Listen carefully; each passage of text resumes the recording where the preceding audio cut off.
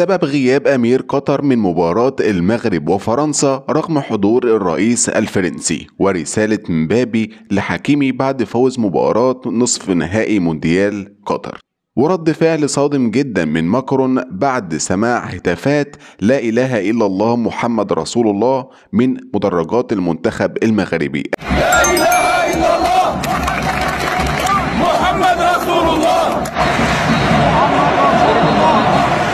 اهلا بيكم متابعين قناة محمد سيف الدين. رسالة مهمة جدا من مبابي لحكيمي بعد فوز منتخب فرنسا على منتخب المغرب.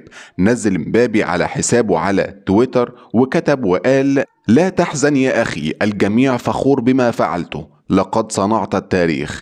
أما عن سبب غياب أمير قطر رغم حضور الرئيس الفرنسي، واللي أثبته الكلام ده هو الرئيس الفرنسي ماكرون لما قال في بداية اللقاء أو قبل بداية المباراة إن فرنسا هي التي ستفوز، وهو ده بالفعل اللي حصل. وشفنا الأداء التحكيمي لسيزار راموس اللي ظلم المنتخب المغربي، وكمان اداله بطاقة صفراء، وكمان منعهم من ضربتين جزاء كانوا مستحقين لمنتخب المغرب. وسبب غياب أمير قطر الأمير تميم بن حمد، فهو كان متأكد من المؤامرة اللي تمت ما بين منتخب فرنسا وبين الحكم المكسيكي سيزار راموس، علشان كده أمير قطر محضرش المباراة دي رغم حضور الرئيس الفرنسي. وهتافات شديدة جدا من الجمهور المغربي في المدرجات بهتاف لا إله إلا الله محمد رسول الله أمام الرئيس الفرنسي ماكرون أثناء تواجده في المباراة. وطبعا كان رد فعله صادم